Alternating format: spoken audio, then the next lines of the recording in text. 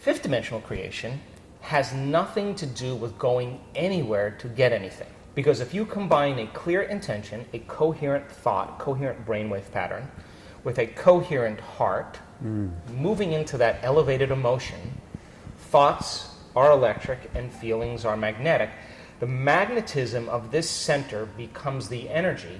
The intention is carried on that energy, and now you are broadcasting a new signature into the quantum field. Now, if it's done properly and you understand the mechanics, in fifth dimensional creation, you are not going anywhere to get anything. You are actually collapsing space and time, and you are drawing the experience to you. You are the vortex, because when there's a vibrational match between your energy and that potential that exists in the quantum field, like tuning a radio dial, when you lock into that frequency, if you keep revisiting that energetic signature over again every single day, then you don't have to go anywhere and get it. The new job finds you. The new house actually finds you. The new relationship finds you, because you are the vortex that's drawing the experience to you. So, if you're truly in the creative process, my definition of creation is when I forget about me. I become nobody, no one, no thing, nowhere, in no time. I become pure consciousness.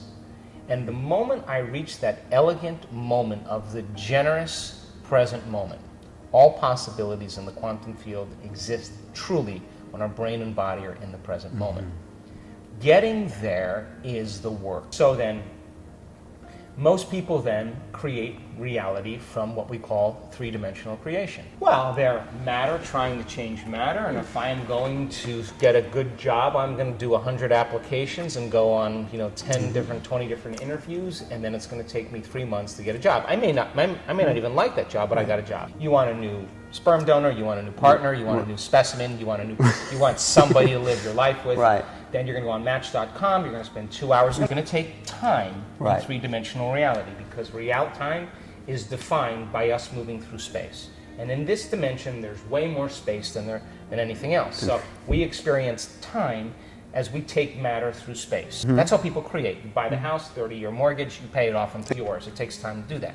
Now, when you teach people how to take their attention off of matter, off of objects, off of the particle, and sense energy and sense space and pay attention to nothing, the moment they begin to open their focus, all of a sudden their brainwaves begin to change from beta to alpha. But not only just alpha, where the imaginary inner world starts to become more real, but very coherent brainwave patterns in alpha. So when you're under stress, you're trying to control that person, that thing, that experience, and your attention is shifting from one thing to the next. Turns out that each one of those things has a neurological network in the brain assigned to it, because we've experienced it. As you try to control all these things and your attention is shifting, the brain is very incoherent, because the moment you open your focus and the brain begins to acclimate, different compartments of the brain begin to unify. They begin to synchronize. And what syncs in the brain links in the brain. When your brain is coherent, you're coherent. When your brain is incoherent, you are incoherent. So we've measured this thousands of times.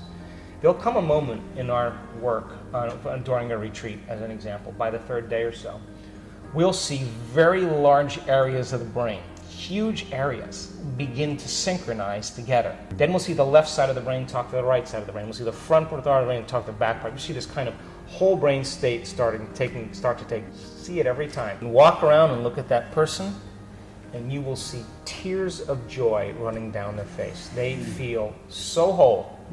They feel so complete that it's impossible to want.